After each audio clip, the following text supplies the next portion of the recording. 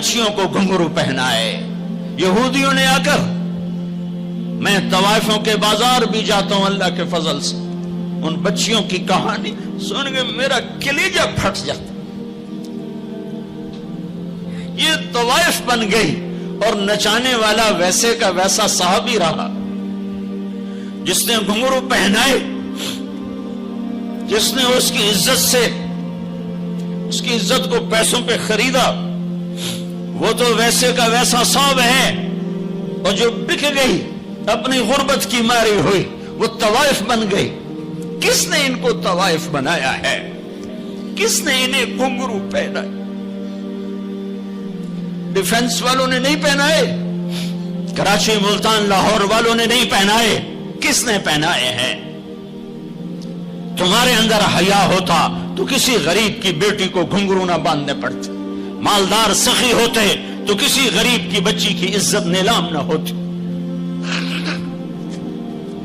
بنی اسرائیل میں ایک نوجوان تھا، کفل اس کا نام تھا. میرے نبی نے قصہ سنا ہے ترمذی میں. وہ روزانہ نئی لڑکی لاتا تھا اپنی عیاشی کے لیے. ایک رات ایک لڑکی کو لے کر آیا، 60 دینار 60 دینار 60 دینار آج کا 30 لاکھ روپیہ ہے. 60 دینار آج کا 30 لاکھ روپیہ ہے. ایک رات کا جب کمرے میں آیا تو وہ لڑکی بیٹھی رو رہی تھی. تو کفل نے کہا کیوں رو رہی ہو؟ میں زبردستی تو نہیں لایا. تو اس لڑکی نے کہا کفل میں عزت دار ہوں، میری عزت نیلام ہوئی ہے فقر کی وجہ سے. میں عزت دار ہوں، میری عزت آج نیلام ہوئی ہے فقر کی وجہ سے. جب مالدار لوگ غریبوں پہ خرچ نہیں کرتے، گاڑیوں کے ماڈل بدلتے ہیں، ہر سال نئے پروجیکٹ لگاتے ہیں، تو پھر غریبوں کی بیٹیاں نیلام ہو جاتی ہیں. کسی کو بٹھا دو، نون لیگ آ جائے، کاف لیگ آ جائے، یہ نہیں نہیں نہیں. اوپر سے فیصلے آئیں گے. وہ آئیں گے جب میں اور آپ اللہ سے صلح کریں گے. تو کفل رونے لگا، آنکھوں میں آنسو آ گئے. کہا بہن جس عزت کے ساتھ آئی تھی اسی عزت کے ساتھ واپس چلی جا. اور میں بڑا کتا انسان ہوں، میں تیرے آنسوؤں کے طفیل توبہ کرتا ہوں، جا میرے لیے بخشش کی دعا کر دے. اور کفل کو نہیں پتا ہونے والا کیا ہے آگے. وہ لڑکی گھر پہنچی، پیچھے کفل بیٹھا بیٹھا مر گیا.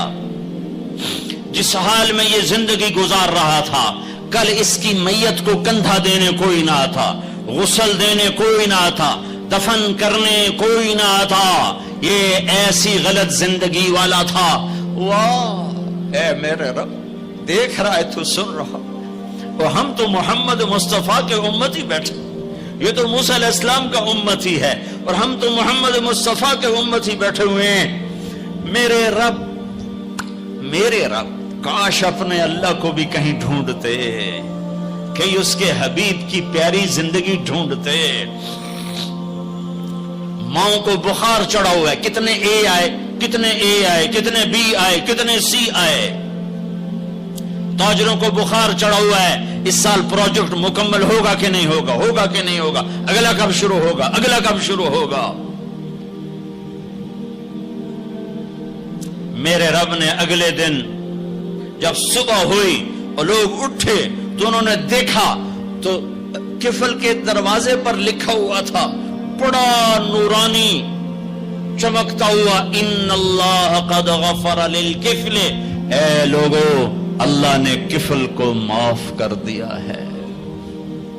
اس لکھنے کا کیا مطلب تھا کہ جاؤ کندھا دو، جاؤ غسل دو، جاؤ قبر میں اتارو، ہم نے معاف کر دیا. اور یہ تو اللہ کے نبی کی امت ہے. اگر اپنے مسائل کا حل کرنا ہے تو قرآن میں ڈھونڈو. ان ھذا القرآن یہدی للتی ہی اقوم. قرآن میں ڈھونڈو. وَنُنَزِّلُ مِنَ الْقُرْآنِ مَا هُوَ شِفَاءٌ. قرآن میں ڈھونڈو. احکمت آیاتہ ثم فصلت من لدن حکیم خبیر. قرآن میں ڈھونڈو. وتمت کلمت ربک صدقا وعدلا لا مبدل لکلماتہ. قرآن میں ڈھونڈو. انہ لقول فصل وما هو بالہزل. یہ میرے رب کا کلام ہے، پیغام ہے. آؤ اپنا ہاتھ چھڑا کر اللہ کے حبیب کے ہاتھوں میں دے دو. میرے رب نے اعلان کیا یا سود چھوڑ دو یا میں اور میرا رسول تمہارے خلاف اعلان جنگ کریں گے. اور بڑی آسانی سے کہہ دیتے ہیں سود کے بغیر پھر تجارت کیسے چلے گی؟ یا اللہ کو راضی کر لو جو تجارت چلا.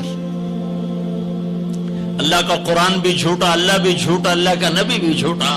چلے گی تجارت ہرس و ہوس چھوڑ دو، چلے گی تجارت جھوٹ چھوڑ دو، چلے گی تجارت لالچ چھوڑ دو، چلے گی تجارت طمع چھوڑ دو، چلے گی تجارت ہوس چھوڑ دو. چلے گی. اللہ سچا یا میں سچا، میرا نبی سچا یا میں سچا. 100 میں 100 افسر رشوت لیتا ہو، جب ہر طاقتور ظالم ہو، جہاں کا غریب بھی ظالم ہو، جہاں ہر مرد عورت جھوٹ بولے، جہاں ہر آدمی داؤ لگے تو دھوکہ دینے سے باز نہ آئے. ریڑھی والا بھی دھوکہ دینے سے باز نہیں آتا. ہمارا مزدور دھوکے باز ہے کہ 8 گھنٹے کا کام 48 گھنٹے میں کرتا ہے. ہمارا مستری دھوکے باز ہے، 1 ہفتے کا کام 1 مہینے میں کرتا ہے. میں کہاں اور کیا کیا دکھاؤں. فیصل آباد فجر کی نماز پڑھ کے نکلا سیر کرنے، واپس آیا تو ایک ریڑھی والا نظر آیا دور سے، سفید پگڑی سفید داڑھی. ریڑھی والے عام طور پر ایسے نہیں ہوتے، دنیا کے بھی غریب ہوتے ہیں، دین کے بھی غریب ہوتے ہیں. تو مجھے بڑے پیارے لگے وہ بزرگ. تو میں جب ان کے قریب سے گزرا تو میں نے ان کو ایک دفعہ پھر یوں دیکھا، تو میں نے دیکھا ویسے رو رہے تھے خاموش آنسوؤں کے ساتھ، اور ان کا ایک ہاتھ تھا ریڑھی کے اوپر اور ایک ہاتھ تھا پیٹی کے اوپر، اور ایسے آنسو گر رہے تھے ایسے. میں کھڑا ہو گیا، میں نے کہا بزرگوں خیریت ہے، کیوں رو رہے ہیں؟ تو کچھ بولی نہیں. کھول کر کچھ بولے نہیں. پیٹی میرے آگے ایسے الٹا دی، ساری ریڑھی پر سیب بکھر گئے. جو پہلی لیئر تھی وہ ستھرے سیب تھے، نیچے سارے گلے ہوئے سیب تھے. یہ کسی طاقتور نے دھوکہ نہیں دیا، یہ ایک مزدور نے دھوکہ دیا ہے، ایک باغ خریدنے والے نے دھوکہ دیا ہے، جس نے 1,00,000 2 لاکھ میں سیب کا باغ خریدا ہوگا اور اس نے اپنے گندے بھی نکالے ہوں گے. ہائے ہائے ہائے. وہ کہنے لگے بیٹا میں بہت غریب ہوں. یہ جو انہوں نے بہت پہ زور دیا، یہ آج بھی جب میں یہ قصہ سناتا ہوں میرا زخم ایسے تازہ ہو جاتا ہے کہ لگتا ہے وہ بہت کا لفظ پھر خنجر کی طرح میرے دل میں اتر گیا. بیٹا میں بہت غریب ہوں، میں صبح سویرے منڈی جاتا ہوں، ایک پیٹی لاتا ہوں موسم کے پھل کی، عصر تک وہ بک جاتی، پھر میں اپنے بچوں کے لیے تازہ آٹا لے کے آج کسی میرے بچوں کی روٹی مجھ سے چھین لی.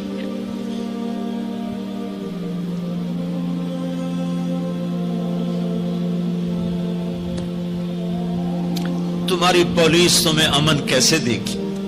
تمہاری فوج تمہیں امن کیسے دے گی؟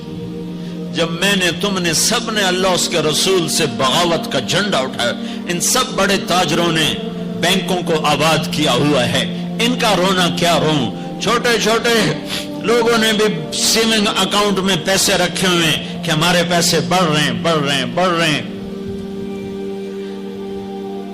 کیوں نہیں خیال آتا کہ ہم نے اللہ کے ساتھ اور اس کے رسول کے ساتھ جنگ کی ہوئی؟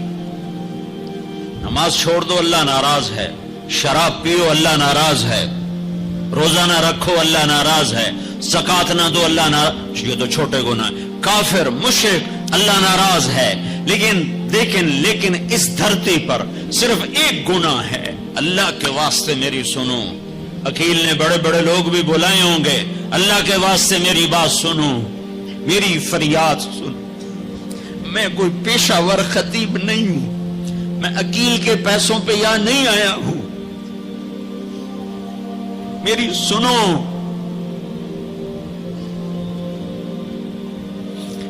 میرا رب کہتا ہے یا سود چھوڑ دو یا پھر میں اور میرا رسول تمہارے خلاف جنگ کریں گے۔ جس کے پاس 4 پیسے زیادہ آتے وہ بینک بنا کے بیٹھ جاتا، بینک خرید لے۔ پہلے اللہ سے صلح تو کرو۔ کہتے ہو چوریاں ہیں، ڈاکے، ہاں وہ بھی ہمارے اپنے ہیں، واللہ میں ان کے لیے دعا کرتا ہوں، بد دعا نہیں کرتا ہوں، دعا کرتا ہوں، چونکہ اگر یہ اس حال میں مر گئے تو بڑی خوفناک جہنم میں جائیں گے، اور یہ میرے نبی کے امتی ہیں، نہ انہیں اللہ کے نبی کا دیدار نصیب ہوگا نہ اللہ کا دیدار نصیب ہوگا، اور جہنم کی آگ اس سے الگ ہے۔ یا تو اللہ کی جہنم کو جا کے پانی سے بجھا دو، قصہ ہی مکا دو، اور اللہ کی جنت کو آگ لگا دو، جزا سزا کا تصور مٹا دو، اور اتنے طاقتور بن جاؤ کہ آج تم لوگوں کی گردنیں اتارتے ہو تو کل جب ملک الموت تمہاری روح کھینچنے کے لیے آئے تو اس کو بھی کلاشنکوف مار دینا اور اس کے بھی سامنے کھڑے ہو کے دکھا دینا، یا اتنی طاقت پیدا کرو کہ جب تمہیں اٹھا کے قبر میں لے جا رہے ہوں تو جانے سے انکار کر دینا، اڑ جانا، میں نہیں جانتا لال و زور، یا منکر نکیر سے ٹکر لے کے دکھاؤ، یا اللہ کے سامنے قیامت کے دن اڑ کے دکھاؤ، یا یہ کرتوت کر کے میرے نبی کا سامنے کر کے ہم کیسی امت ہیں جس کے لاڈلوں کے سر ذبح کٹ گئے؟ ارے بکرے کو ذبح کرتے ہوئے بھی رحم آ جاتا ہے۔ اپنی قربانی کے جانور کے سر پہ کھڑا ہونا مستحب ہے، میں نہیں کھڑا ہو سکتا، مجھے میرا دل گھبرانے لگتا ہے۔ اور پیچھے مڑ کے دیکھو 61 ہجری میں حسین کا سر گلا کاٹا جا رہا ہے، ذبح کیا جا رہا ہے بکرے کی طرح، اس کے معصوم عبداللہ کو ذبح کیا جا رہا ہے، اس کے علی کو ذبح کیا جا رہا ہے، اے حسن کے قاسم کو ذبح کیا جا رہا ہے، اور حسین کا کٹا سر ابن زیاد کے سامنے وہ منہ پہ چھڑیاں مار رہا ہے، اور ابو برزہ اسلمی کھڑے ہو کے فرماتے ہیں بدبخت یہ چھڑی ان ہونٹوں سے کٹ، میں نے ان ہونٹوں پہ نبی کے ہونٹوں کو لگتے دیکھا، ان ہونٹوں کے پوسے لیے، اس لیے کہ وہ جانتے تھے کہ جنت بھی ہے جہنم بھی ہے۔ آؤ آج مل کے اللہ کی دوزخ کو بجھا دیں اور اللہ کی جنت کو آگ لگا دیں، اور منکر نکیر اور اسرائیل کو بھی کلاشنکوف سے اڑا دیں، پھر جاؤ جو مرضی عزتیں لوٹو، قتل کرو، بندے اٹھاؤ، سود کھاؤ، نوکروں کو مارو، نوکروں کو گالیاں دو۔ ہر گھر میں نوکر بے عزت نہیں ہو رہے، ہر گھر میں نوکرانیاں بے عزت نہیں ہو رہی۔